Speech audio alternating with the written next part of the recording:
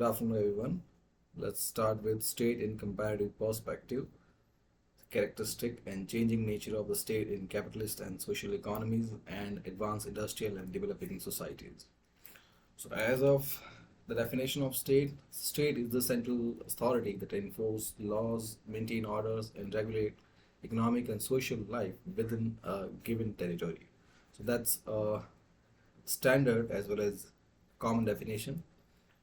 And Max Weber, one of the most influential sociologists, he defines state as an institution that holds the monopoly over legitimate use of force. So according to whom, state is the only authority that has the legitimate right to use force. Then the comparative study of a state. So by studying various states in comparative perspective, it allows us to analyze how different political and economic systems shapes governance. So let's start with the evolution of state from traditional to modern governance. So historically, states emerge as centralized authority to maintain order and protect citizens from external threat. In the medieval period, monarchies and feudal lords they held power, but after the Treaty of Westphalia in 1648, this principle of sovereignty came into the picture, which established modern state. That's why the Treaty of Westphalia is regarded as the foundation of modern state system. Then, in the 19th and 20th century, it witnessed the emergence of two dominant economic models, capitalism and socialism. And now let's have a look at the globalization and changing nature of state. So, in the contemporary time, one of the biggest debates in contemporary political science is whether globalization is weakening the state. So, some scholars argue that globalization and its various paraphernalia they are eroding state sovereignty, whereas others contend that state remain indispensable for regulating economy and providing social welfare and addressing security threat. ये चीज़ जो है कोविड-19 pandemic में भी देखी that not everything can be provided by the term and various actors that are related with private. So private cannot deliver everything and state is necessary.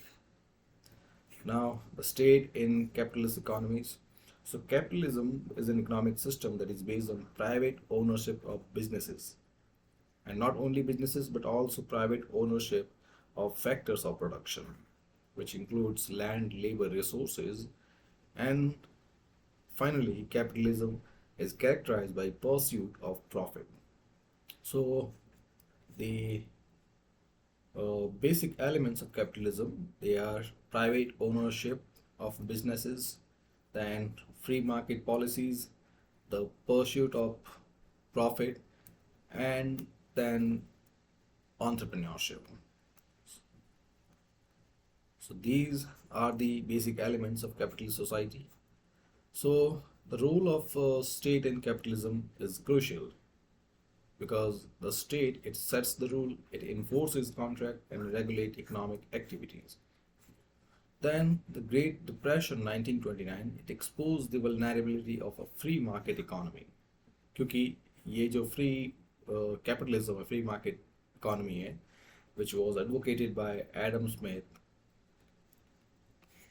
ये system जो है great depression से पहले ये चल रहा था that started with industrial revolution in 16th and 17th century so वहाँ से लेकर अभी तक after treaty of Westphalia to great depression free market principles चल रहे थे but then the great depression it expose all the fault line all the vulnerabilities of this market economy system and it prompted economists such as John Maynard Keynes to advocate for state intervention.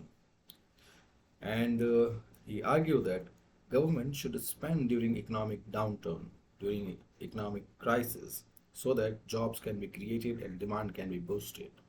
So this idea led to rise of welfare state in mid 20th century, particularly in Western Europe and North America. और इनमें से बहुत सारी countries हैं that were devastated by Second World War. So उनकी भी reparations and recovery all were facilitated by this idea of state intervention. Then, uh, and during the same time, many mixed economies also emerged, such as the Scandinavian countries, Sweden, Norway, Denmark, where state intervention and free market capitalism both exist side by side.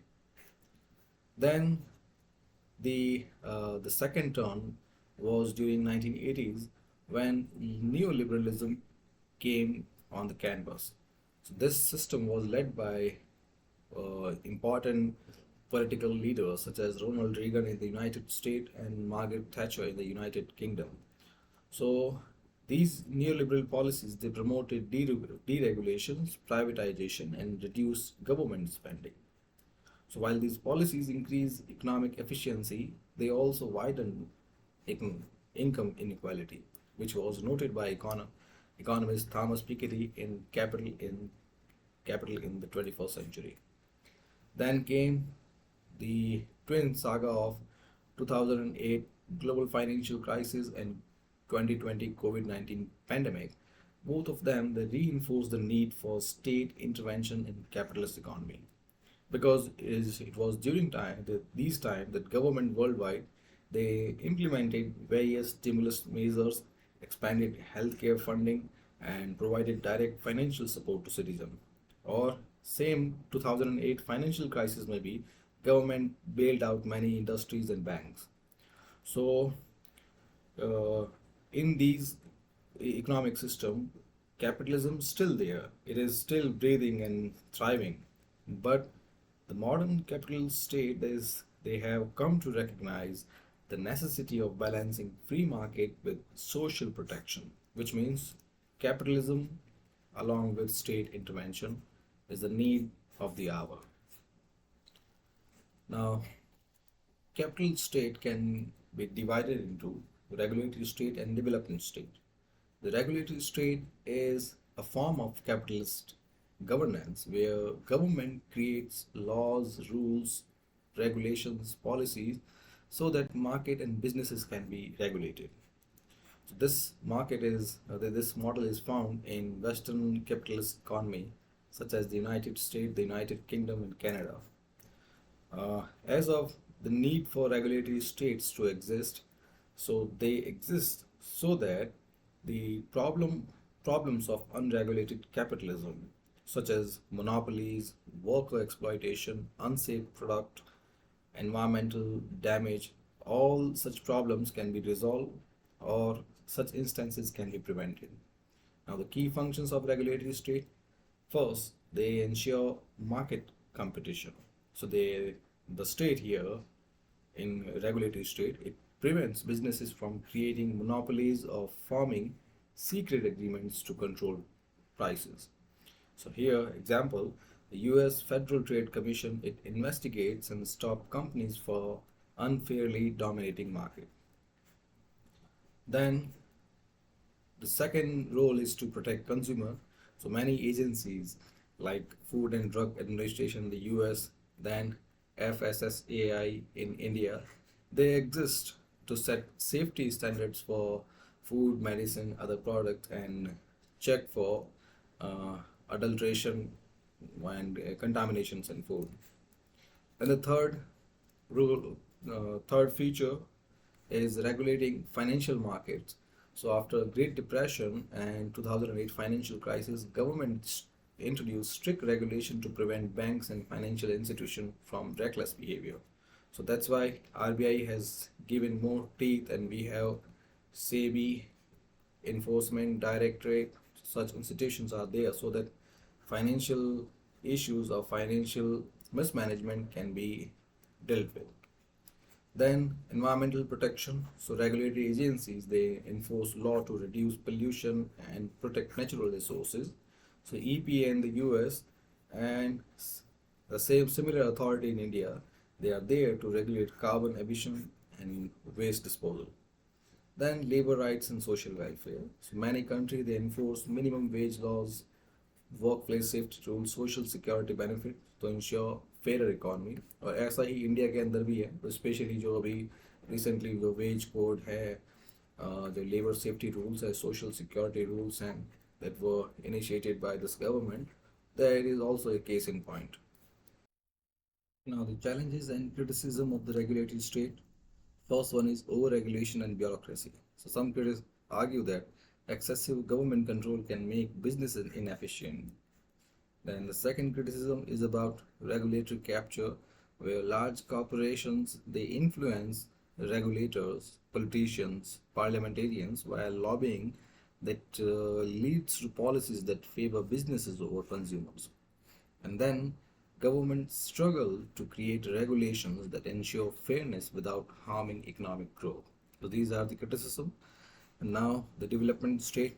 So the developmental state is a capitalist model where government takes a direct role in guiding economic growth. So here, in this type of capitalist model, government act as a guide and readily facilitate the development of capitalism, development of businesses. So the need, so many East Asian countries they adopted the developmental state model after Second World War to rebuild their economies and catch up with the Western nations. Now the key features: first, strategic economic planning. Here, government identifies industry that have high potential, such as electronics, automobiles, semiconductors, and supports their growth. Then the second feature, state industry cooperation. Here government works closely with businesses, provide them with subsidies, cheap loans and research support. Third, export oriented growth. So here developmental state they focus on producing goods for export. So यहीं से जो much required revenue है वो यहीं से आएगा, because the other type import substitution that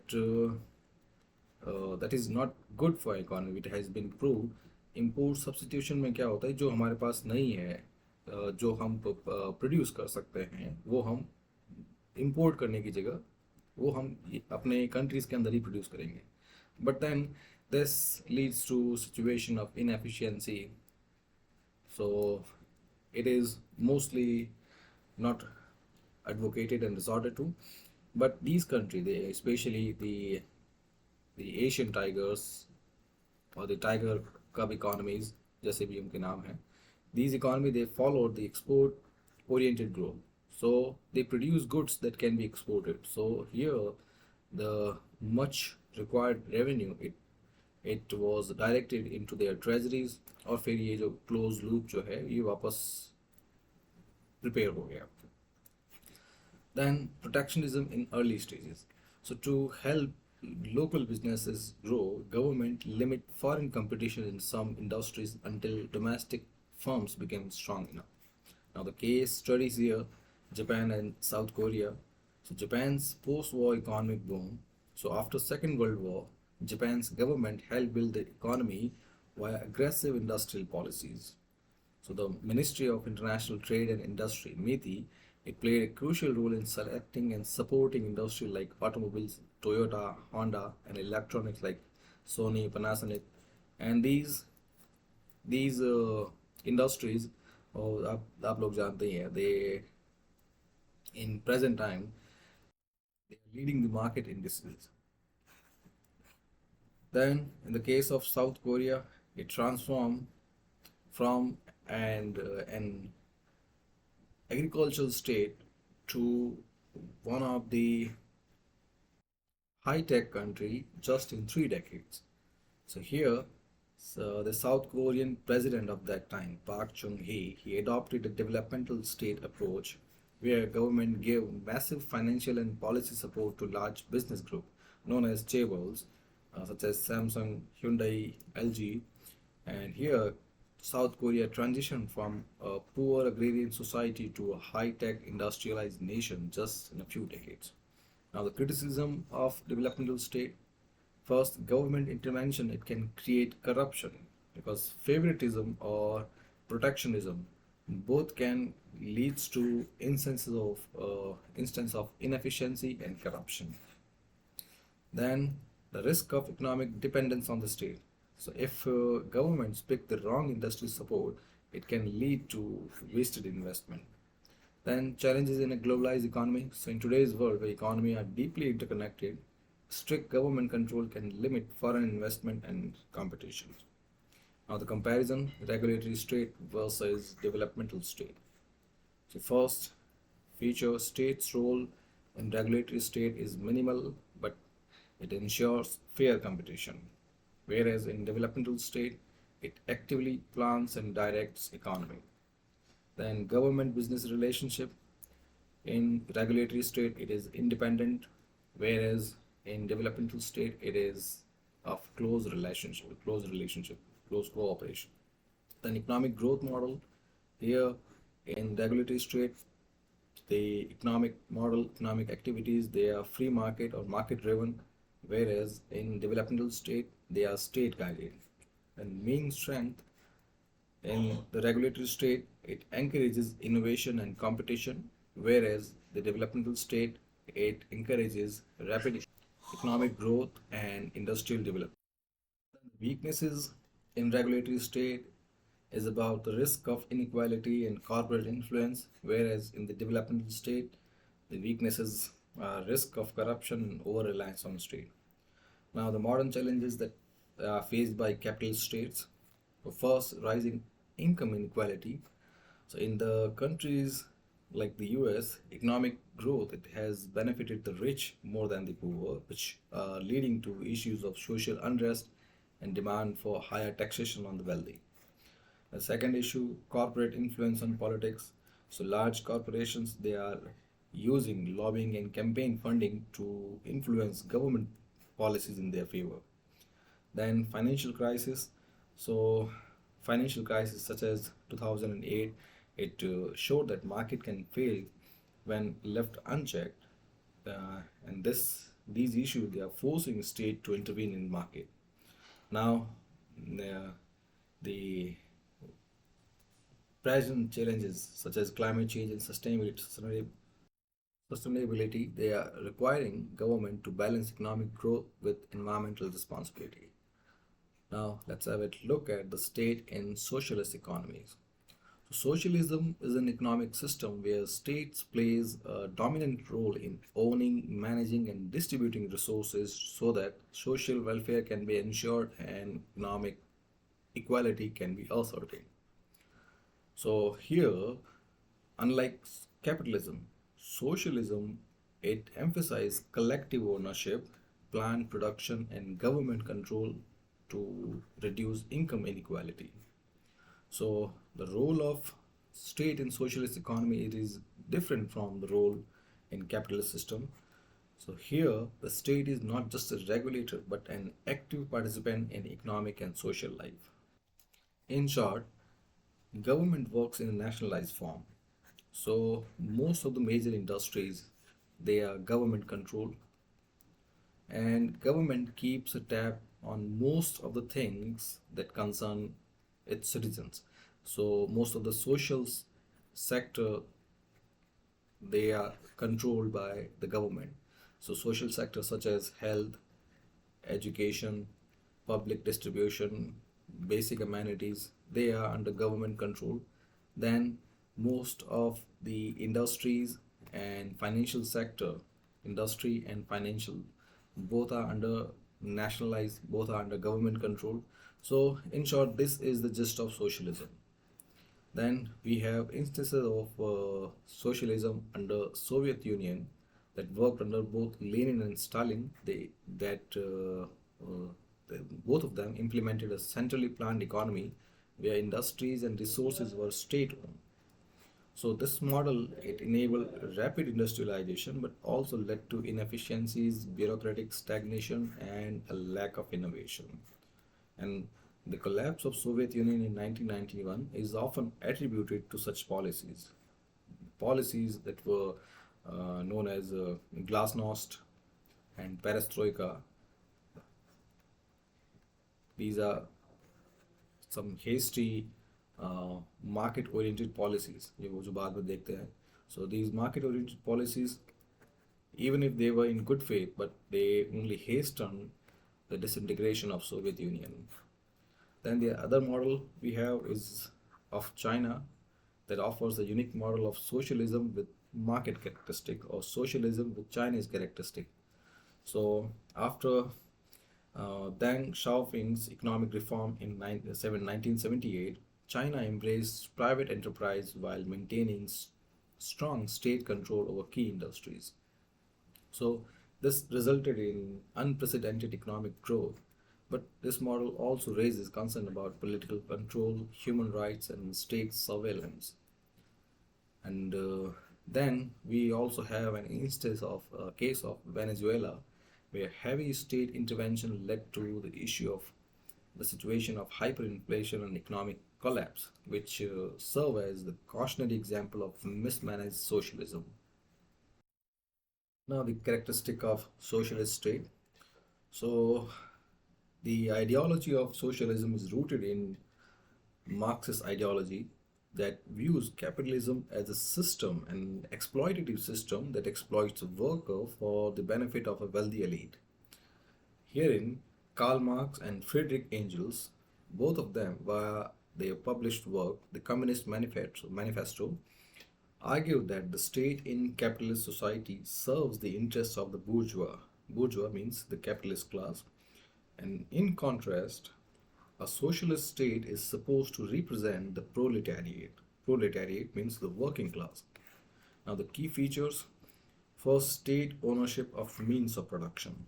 So, means of production such as land, labor, capital, all these means of production, they will be owned by a state.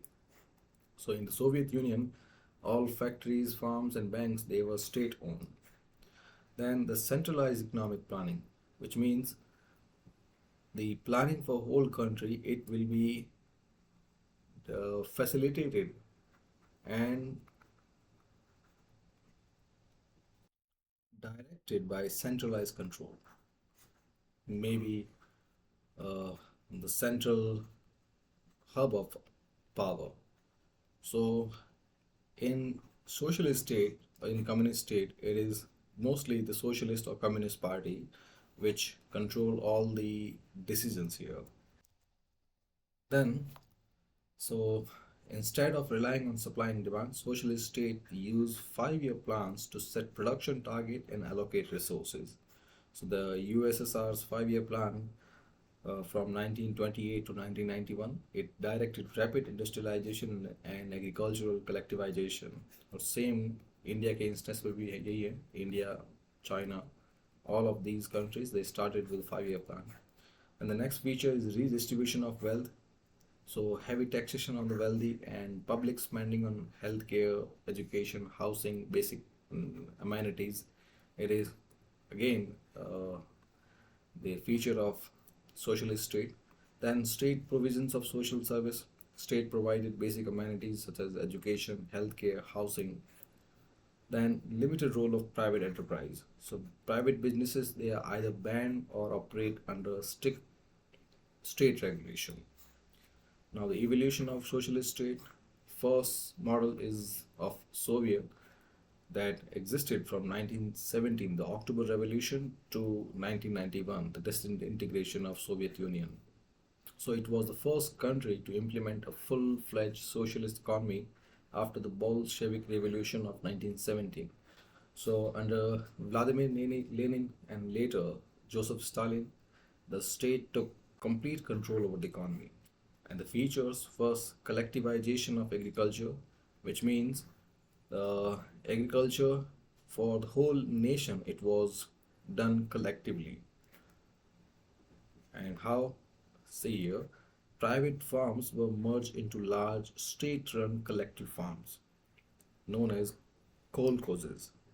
And here यहाँ पे agriculture का यही था कि जो भी जो central decision hub है वहाँ से पहले प्लान हुआ that particular this commodity will be grown here in all the farms. Mostly जो स्टेपल कमोडिटीज़ है, स्टेपल फूड ग्रेन्स हैं, एडिबल्स हैं.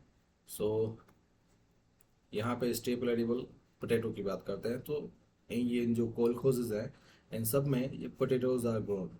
और यहाँ पे प्राइवेट फार्म्स तो हैं नहीं, जितने भी farms हैं, all of them, they were nationalized, they were brought under state control. तो सारे जो प्राइवेट एग्रीकल्चर फार्म्स हैं उन सबको पूल करके एक मैसिव कलेक्टिव फार्म बनवा दिया, communes.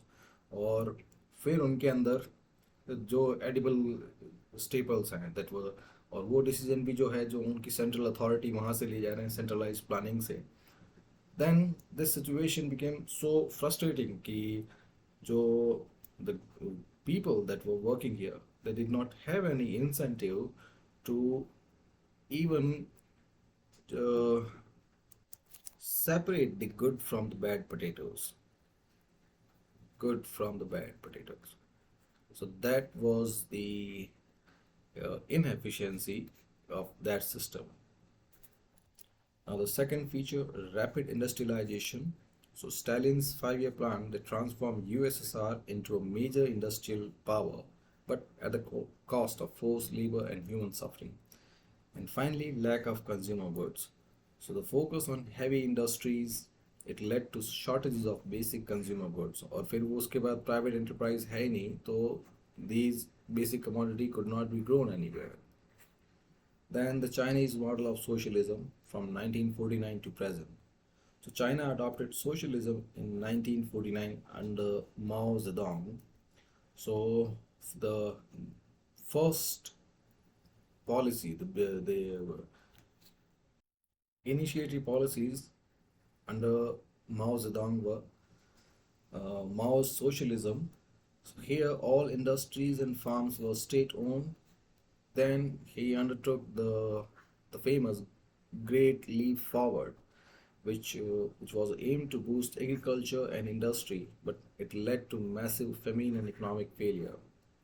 Then his Cultural Revolution from 1966 to 1976, it disrupted education and economic growth. Then, after Mao Zedong, Deng Xiaoping from 1978 to present, China introduced market reforms while maintaining state control over key industries. So this innovative form of socialism known as state capitalism, where state-owned enterprises coexist with private businesses, and this led to led the China to become the world's second largest economy that combined socialist policies with capitalist market dynamics. Now we have another two more variants from Cuba and North Korea. So Cuba also treat the socialist lines, and it provides universal healthcare and education, but economic hardships they also force limited privatization. Whereas the North Korean socialism, it maintains a strict command economy with no private sector and complete state control over resources. Now we are looking at a new hybrid approach, an innovative approach that combine both state control and capitalism, known as state capitalism. So this form of socialism, it has integrated market element into their economies while retaining state control over strategic industries. This approach is known as state capitalism. Now example, first China. So here state-owned companies dominate sector like energy and banking, but private firms also operate alongside them with the patronization of the state. In the case of Vietnam, it also adopted a socialist oriented market economy that blended social control with private entrepreneurship. And this hybrid model has outperformed traditional socialist economy as seen in China and Vietnam, even in Bangladesh.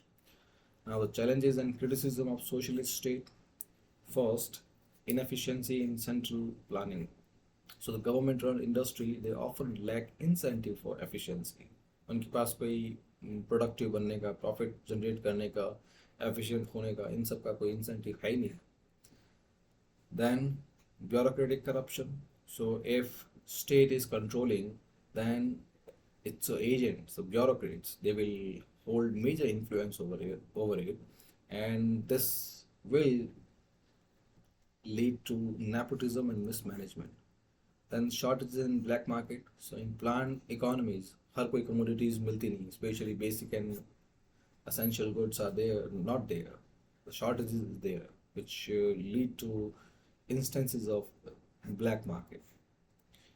Now, under political challenge, the another criticism is about lack of political freedom. So most socialist states are one-party system that restrict free speech, opposition parties, and press freedom. For example, in North Korea, citizens have no political rights, and the state controls all information. So, बाकी लोगों के लिए North Korea is like a black hole. We do not know what happens there. Then, second, another criticism is about resistance to economic reforms.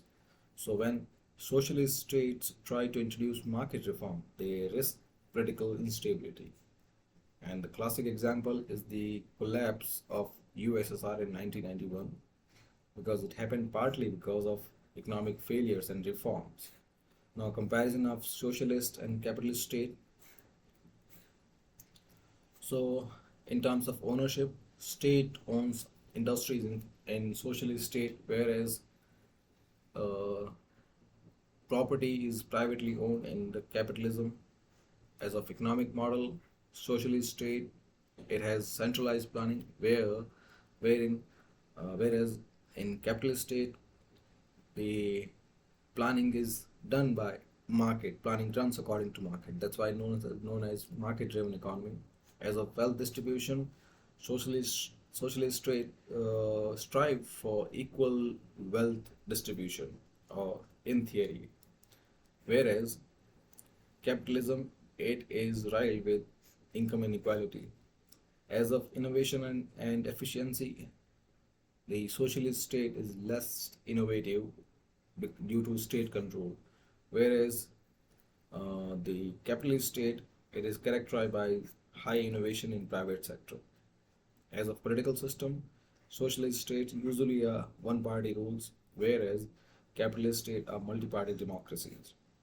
Now let's have a look at the state in advanced industrial societies. So the advanced industrial society are characterized by high level of economic development, technological progress, urbanization, strong state institution, and complex socio-economic structures. These society primarily found in North America, Western Europe, and parts of East Asia. They represent the most evolved form of capitalist economies. Then, even if they are capitalist economy, they do not function solely on the principle of laissez-faire economies. Instead, they incorporate varying degree of state intervention, regulatory framework, and social welfare policies. So laissez-faire economy. This principle is nothing but free market principle, which means that government should not intervene in market. But these advanced industrial society, they are not purely laissez-faire economies. They also incorporate state intervention whenever the need arises. In this society, the state is neither purely interventionist nor entirely laissez-faire, which means if अगर state intervention या socialism और capitalism के spectrum में इनको देखें, तो state जो है it is generally in the middle. It is not completely capitalist, it's not completely socialist. It is not purely interventionist, such as in socialist state, or not entirely laissez-faire, as in capitalist state. Instead, it plays a multifaceted role in regulating markets, ensuring welfare, fostering technological innovation, and responding to crisis. So, जो multiple जो roles हुए हैं, चाहे वो social sector में हो, capital sector में हो, चाहे वो रेगुलेशंस का हो, चाहे वो लेजिस्लेशन का हो, ये सारे रोल्स जो हैं इन इकोनॉमीज में state plays them. So example की बात करते हैं तो Scandinavian model is there. Scandinavian model means many Scandinavian countries, Sweden, Denmark, Norway, ये कंट्रीज जो हैं they have successfully balance economic growth and social welfare.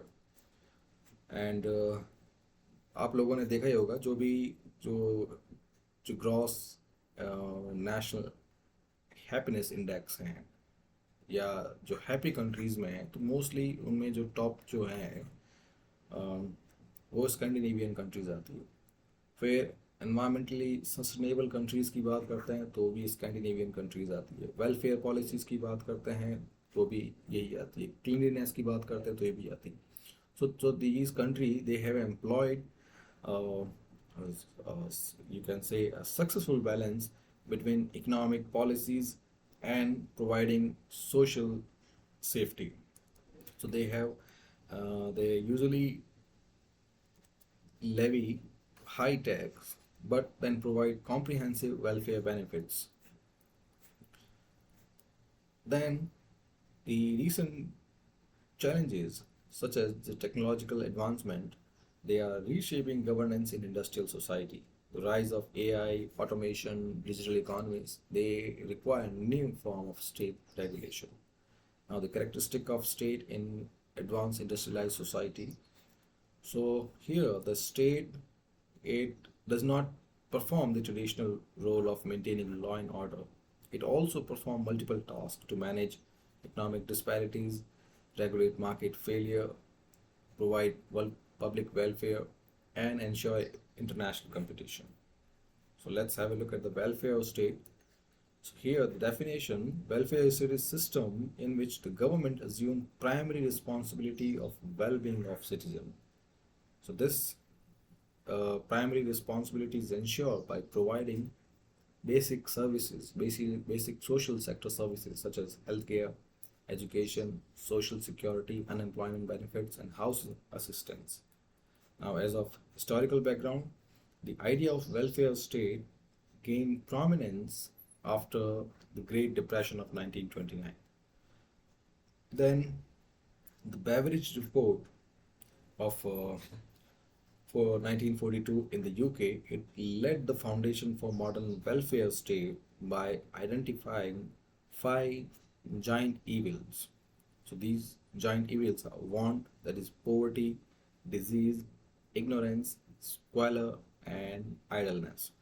So after identifying these five giants, the the UK government it implemented some of the recommendation made by the Beveridge report. And in general, many Western nations after Second World War they adopted welfare-oriented policies to prevent economic instability and social unrest. Now, the examples of welfare state Scandinavian model that include Sweden, Norway, Denmark, that provide extensive welfare benefits that are funded by high taxation and they ensure universal health care, free education, and strong labor rights. The second example is Germany's social market economy that combine capitalism with social protection that ensure economic competition while providing universal benefits. And a limited version is also implemented in the US where the state provide Medicare, Medicaid, Social Security, and unemployment insurance. Now, the significance of welfare states, they reduce income inequality and enhances social mobility. They prevent social unrest by addressing economic grievances. They strengthen human capital via education and healthcare investment. And they enhances economic stability by protecting citizens during economic downturns, financial crises, pandemics, etc. Now, the second role played by the state in advanced industrial society is of regulatory one. Here, the state regulates industries and economic activities to prevent corporate monopolies and ensure fair competition. For example, the anti-monopoly laws that prevents market concentration, the labor protection, minimum wages are enforced, workplace safety codes, and union rights they are also abided by, and consumer safety laws. So regulatory bodies like US FDA and European Food Safety Authority they ensures public health, and as of environmental laws, government regulate carbon emissions, industrial pollution, and waste management. So These regulations prevent market failures, protect vulnerable groups, and ensure sustainable economic practices. Now, the third role is about technological and industrial policies. So, the state in advanced industrial society fund research, technological innovation, and infrastructure development so that global competitiveness can be maintained. So, example, US DARPA, Defense Advanced Research Projects Agency, it funded early development in the internet, GPS, and artificial intelligence. The second example is of Germany, which by its industry 4.0 policy, it support automation, robotics, and digital transformation in the manufacturing. And the classic example is about China. Its state-driven innovation model invests heavily in AI, semiconductor production, and 5G infrastructure. Now, the next role played by the state in advanced industrial society is of crisis management. So an example here, during the 2008 financial crisis, the US and European government they bailed out banks, provided stimulus packages, and restructured financial regulations to prevent economic collapse. In a similar way, during the COVID-19 pandemic, the state introduced massive stimulus packages, expanded healthcare support, and managed vaccine distribution. Now let's have a look at globalization and geopolitical challenge faced by the state in advanced industrial society. So the recent and newer kind of challenges are due to the complex global interdependencies that includes trade relations, supply chain security, and diplomatic conflicts. Or, examples, the trade war that is ongoing between the US and China, and after uh, when Donald Trump came into power, this trade war it has become lethal and highly unpredictable. Now, dependence on foreign technology.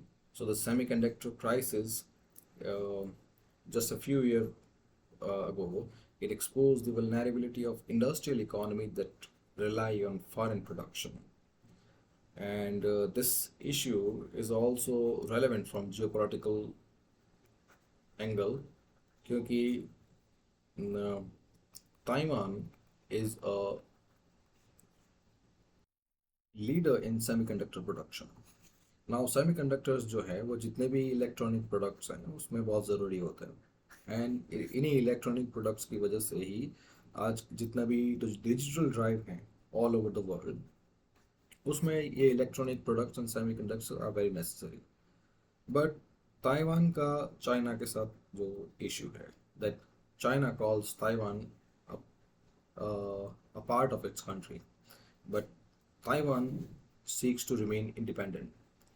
Then the next equation comes here is that while China wants to invade and acquire Taiwan, Taiwan has taken security help from the US.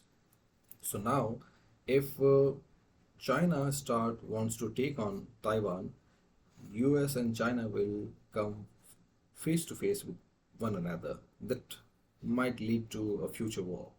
So this issue, it led to this semiconductor crisis.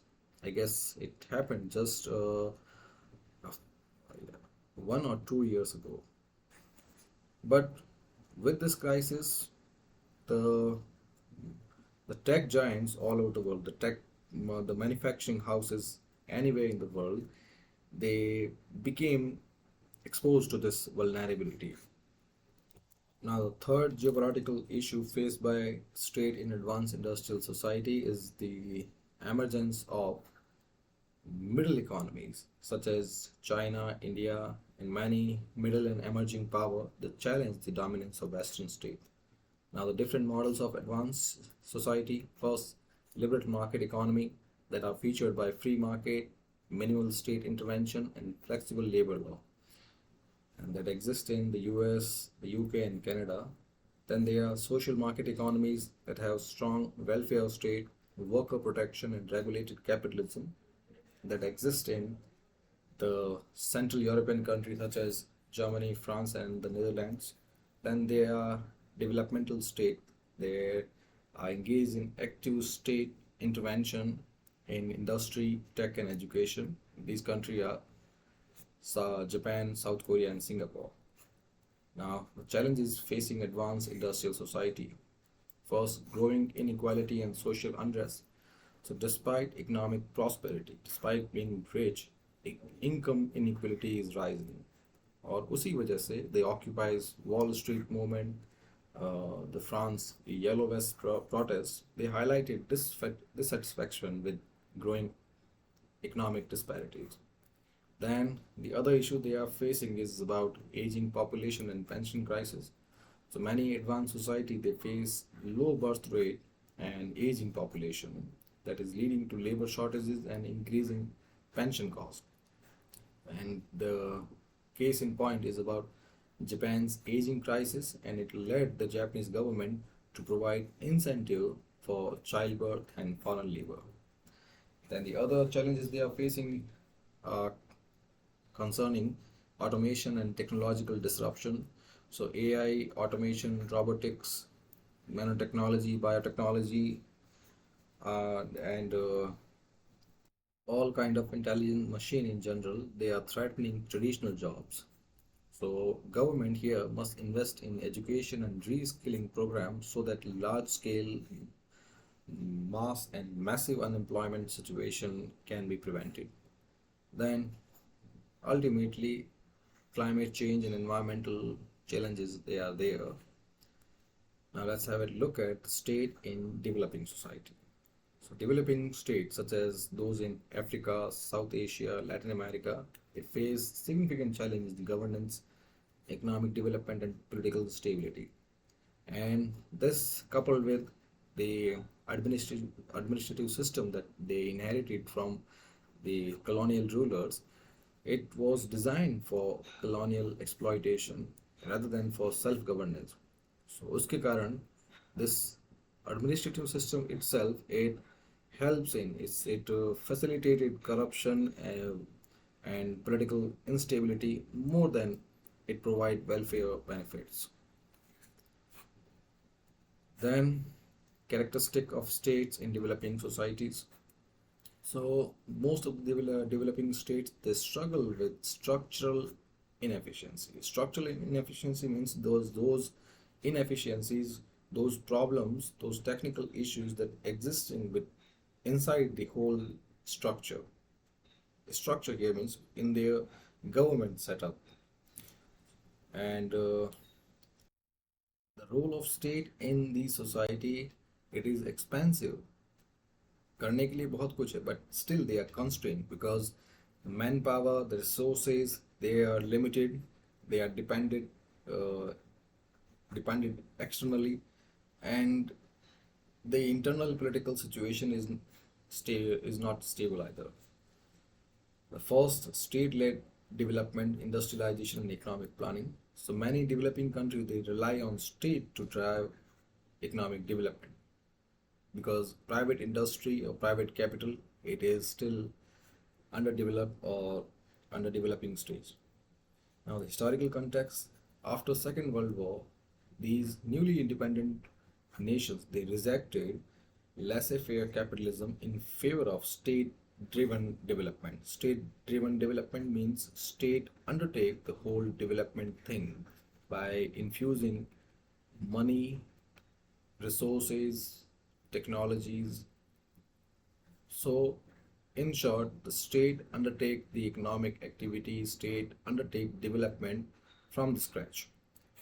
So, inspired by the Soviet model, countries such as India, Egypt, Brazil, China all adopted state-led industrialization policies. Now, example India's 5-year plan, China's economic reform, and Brazil's ISI model, import substitution industrialization. It means import substitution as the name suggests कि जिन जिन चीज़ों पे जो basic चीज़ों पे we are dependent on other countries, let them produce domestically. So like basic चीज़ें हैं, toothbrush हो गया, पेन हो गया, बास्केट्स हो गई, ये सब बेसिक चीज़ें हैं जो स्टेपल्स हैं। अगर वो यहीं पे प्रोड्यूस हो जाए देन जो इम्पोर्ट का जो खर्चा है it can be save. So that is import substitution industrialization. Now the second thing, weak institution and governance challenges. So many developing states they lack strong institution. Here institutions means all those skeletals, all those pillars that make a government. So here they can be legislature, executive, judiciary, all quasi-judicial bodies, all oversight mechanisms, all institutions of delivering justice and services. All such institutions they are not strong. So that's a common issue that are infesting them are corruptions and rent-seeking behavior. So weak rule of law it allow elites to capture state resources.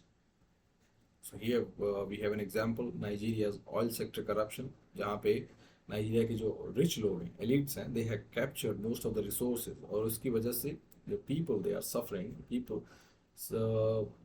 oil resources होने के बाद भी the Nigerians they are grappling with basic resources. Now, second issue, political instabilities and weak democracies, military coups, autocratic rulers, and fragile political coalition, they disrupt long-term planning. And then ineffective bureaucracy. So most of these countries they have inherited a colonial era bureaucratic system, colonial era administrative system that is not capable of handling modern challenges. So these poor administrative capacity it shows or it slows public service delivery and economic reforms. Then the other issue is about high levels of socio-economic inequality. So developing nations often experience stark divide between rich and poor because of unequal land distribution that is seen in many Latin American economies. Then urban rural divide is there where cities develop rapidly while a rural area fails to catch up, which can be seen in the disparity between Mumbai and Bihar. And then informal labor markets. So it is peculiar characteristic of developing nations that most of the people they work outside the social net in unregulated jobs without legal protection, such as street vendors, daily wage laborers, now the recently all platform workers. Then the developing nations they are all also dependent on global capital and trade that make them vulnerable because of trade debt crisis, because they struggle to pay off external debt, and heavy reliance on raw material it also make their economies unstable. Along with it, when they rely more on foreign capital, on foreign portfolio investors or foreign direct investment, this make their market vulnerable to capital flight. Capital flight here means कोई भी market के अंदर up and down हुआ then these investors they can withdraw their money and invest it somewhere else. ऐसी condition में जो much needed capital है जो Indian entrepreneurs के लिए Indian business के लिए it will not be available for them, और फिर जो ज़्यादा losses की वजह से जो budding startups हैं they may fail to catch up. Then the issue of structural adjustment program. So structural adjustment program का short ये है that when IMF and World Bank, these two institutions known as the Bretton Woods institution, so after the time they came into force, world over कहीं भी कोई economic crisis हुई, अब these institutions are there, they portray themselves as the helper of the last resort, or someone who would help them during the time of crisis. So they provide much needed help, but it is not unconditional. They come up with some conditions. These conditions are known as structural adjustment program. So if your country is facing any economic downturn and you went to these institutions seeking monetary help, then they will provide the required money, but with conditions. And many conditions are similar. Liberalize your market, open your market for international trade, and shift your economic activities more towards capitalism. So these structural adjustment program, they often worsen poverty and inequality in different countries in which they provided help. Next comes the role of informal and parallel economies. So most of the developing society, they have large informal sectors where businesses and workers operate outside state regulation. So informal housing settlements such as slums are there, parallel banking systems such as Hawala, and underground economies that are driven by illegal trade, smuggling, black markets, they are also there. Now, different models of state in developing society, developmental state, which is characterized by strong state role in economic planning. An example, South Korea, Taiwan, China. Then they are neoliberal state that are market led, and the role of state is also reduced. Examples are Chile, Mexico. Then they are weak and failed state where governance is weak, corruption, inability, public services are not being delivered, such as Somalia, Afghanistan, Sudan. Now the case studies, first the developmental state, the case of South Korea and Taiwan. So South Korea and Taiwan both transitioned from agrarian economies to industrial giants via strong state intervention. And key policies that were undertaken was export-led industrialization, where government subsidized and supported manufacturing sector, and government invested strategically in those sectors where that possess the potential. Sectors such as electronics and um, semiconductor, defense. These sectors they were supported by these South Korean and Taiwanese state. Then uh, the government, the state in these countries, they chose close ties between government and large corporations. Then the second case study is about Nigeria. So Nigeria, despite being rich in oil, it struggled with poverty, corruption, and weak institution. And challenges here that its over-reliance on oil export made the economy vulnerable to global price fluctuations. Then the political elites they control the oil wealth that leads to widespread corruption and lack of diversification into other sectors like agriculture, manufacturing, services. It also acted as a bane for Nigeria's economy. Now, challenges facing the state: first, political instability and weak rule of law.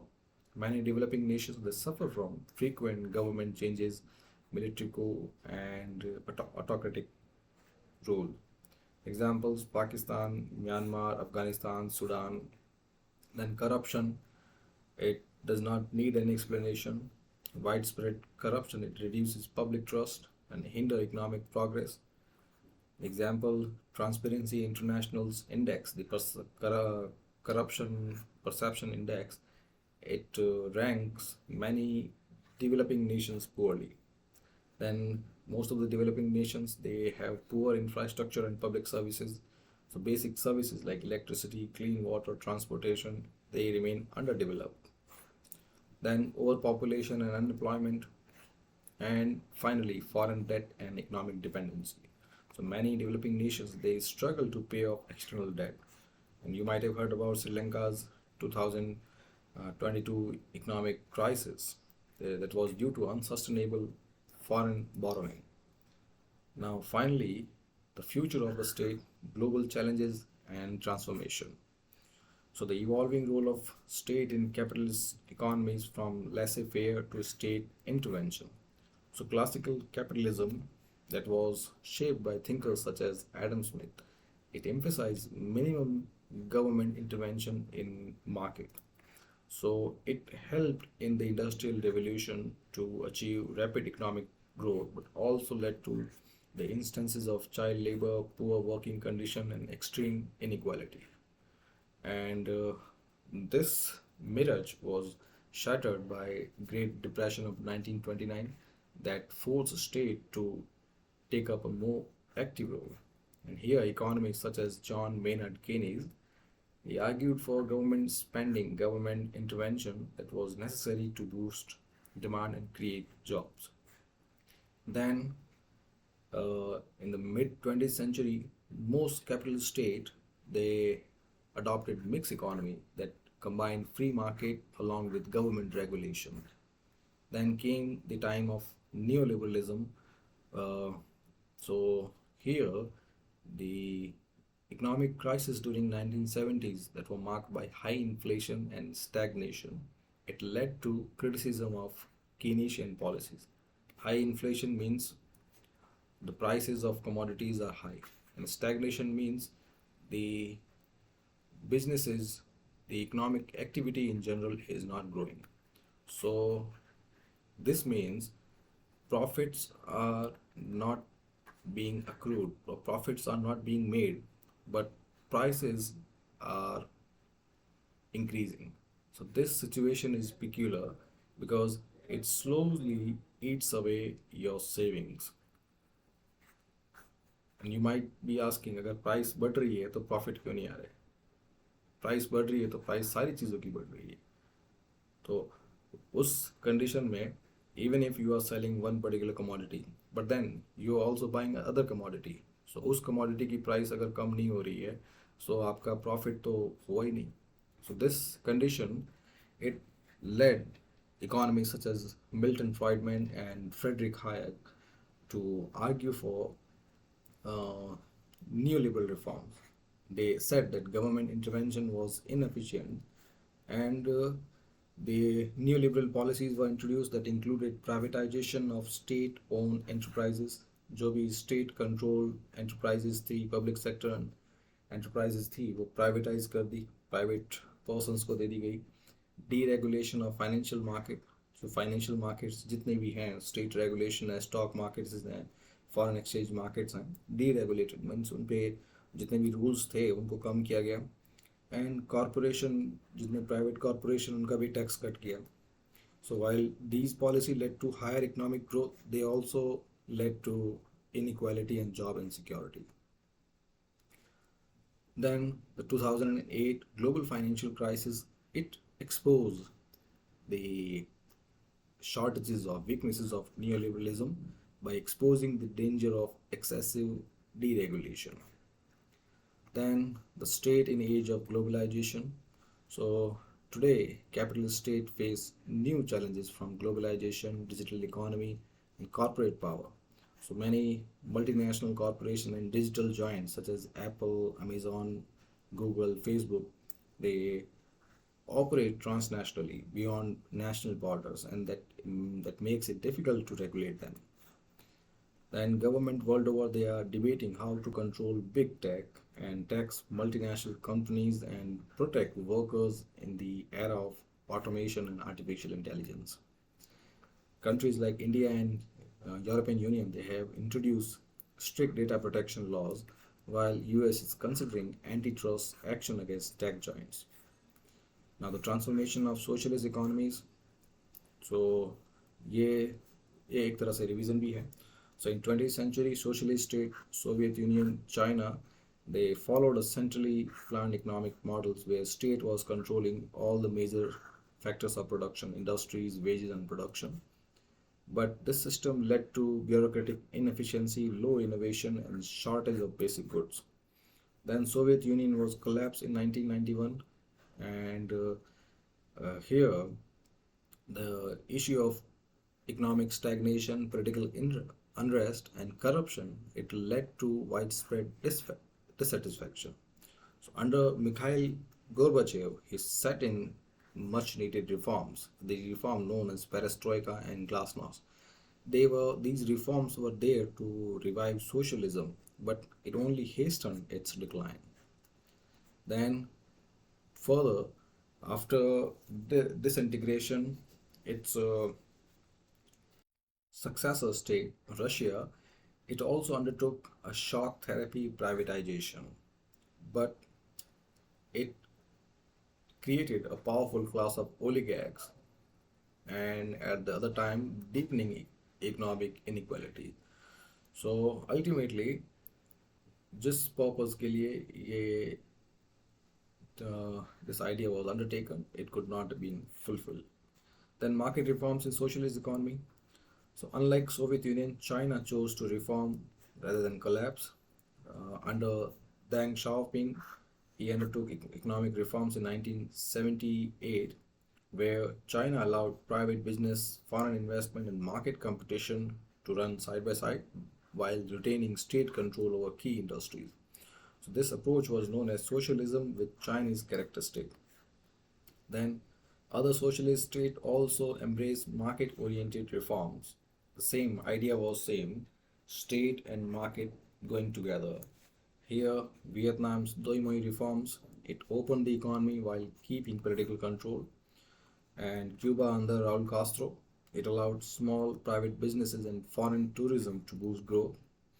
And North Korea, while still highly centralized, has also experimented with limited market activities in agriculture and retail. Now, blurring boundaries are capitalist and socialist states converging. So, distinction between capitalist and socialist state is no longer clear cut because capitalist economies they are now using government intervention to correct market failures, whereas on the other hand socialist economies are incorporating market policies to improve efficiency. So it seems दोनों अपनी अपनी side से चल के converging towards each other, and some recent trends also show this convergence. First, state-led capitalism in China, that China is a socialist state but also supports private businesses.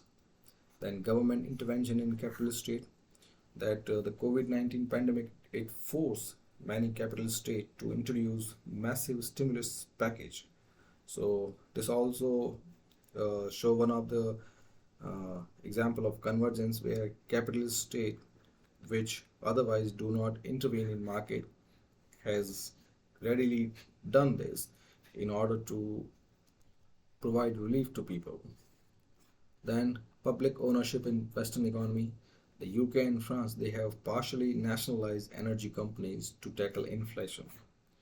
So finally, scholars like Danny Roderick he argued that the future of governance everywhere will depend on a balance between market and state intervention. So his embedded liberalism it suggests that strong government regulation is necessary to ensure stability in global capitalism. Similarly, economist Joseph Stiglitz he criticized neoliberalism and supports a more progressive capitalism where government actively address inequality, climate change, and corporate power. So ultimately, the idea is same that state and private they need to be together. They need to work together, and state must perform its role as a regulator and facilitator, and at times, especially during the times of crisis, as a provider. So this is it. Thank you very much and subscribe the channel.